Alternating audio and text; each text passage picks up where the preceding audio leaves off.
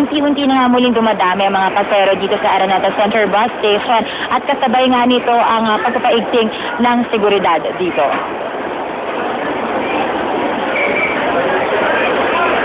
Kahapon hindi pa man sumisikat ang araw ay masikip na sa Araneta Center Bus Station. Ngayon mas maayos at mas maluwag ang sitwasyon dito.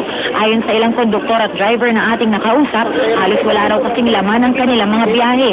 Karamihan daw sa mga paserong nandito ay matagal nang nakabili ng ticket, kaya't wala sila masyadong maisakay sa kanilang inihandang extra buses. Natsempuan namin ang ilang pasahero na mabilis ngang nakabili ng ticket. Hindi po, marami pong bakante. Kaya po sinasabi namin sa mga pasaherong uuwi pa ng probinsya, pumunta sila dito. Marami pang makuha silang upuan, marami pang bakante ang biyahe namin. At marami po kaming mga extra bus na idinagdag. So today, parang nag-chance passes na. Pero so far, kamusta? Okay naman po. Mabilis naman. Dahil, bakit daw? Marami na. May mga extra naman sila mga bus. Bukas pa rin ang estasyon sa mga nais bumili ng ticket. Pasado alas 9, unti-unting tumaas ang bilang ng mga pasahero, partikular yung mga papunta ng Bisaya. Sinurpresa naman ng MMDA at PIDEA ang mga driver dito nang magsagawa sila ng random drug test. Isang maliit na tent ang nagsilbing center at dito nagsumite ng urine sample ang mga driver. Layunin daw nilang masiguro na maayos ang kalagayan ng mga driver, lalo na't di biro ang layo ng kanilang lalakbayin. Bahagi po ng mandato natin sa public safety yan na ma-ensure hindi lang yung sasakyan nasa tamang kondisyon, maging yung driver. So sakaling positive ang isang driver na gumamit ng illegal na droga, hindi natin patadriver. Walang nagpositibo sa drug test, kaya't balik trabaho agad ang mga driver. Negative, sir. So lumalabas, hindi kayo gumagamit ng illegal na droga. So pwede na kayo magmaneho. So sana ipagpatuloy niyo yung gano'n, hindi talaga kayo gumagamit, di ba?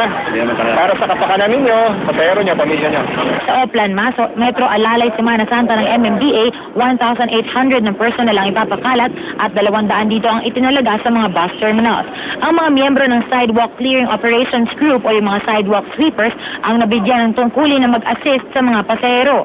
Sa Miyerkules at Huwebes Santo, puro terminal daw ang kanilang babantayan. Pero pagkatapos nito ay pilgrimage sites naman ang kanilang pagtutuunan ng pansin.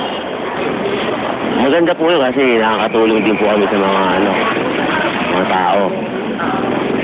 Kaya yan, pagka may mga matatanda na may mga dalang mga gamit yan, tinutulungan namin sila. Nakagagana. Iya kanina ay dumating rin si Quezon City Police Director Richard Albano kasama na ang ilang motorcycle volunteers.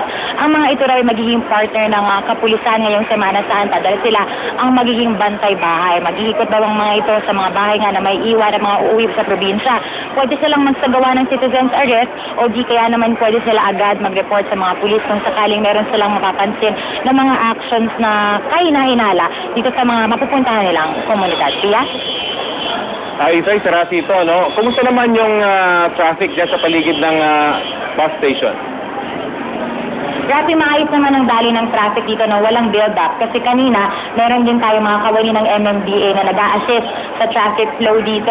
At isa pa pala na nagdala rin sila dito ng mga MMDA na magtatalaga at yun ang magsisilbi na magbigay ng assistance dito sa mga pasahero na pauwi ng probinsya. Isay, alam naman natin na medyo di ba mas mababa yung pamasahe, lalo na sa mga ordinary bus. Ngayon ba, binalik na nila dun sa tamang level ng pamasahe dun sa taripa na ibinigay ng LTFRB?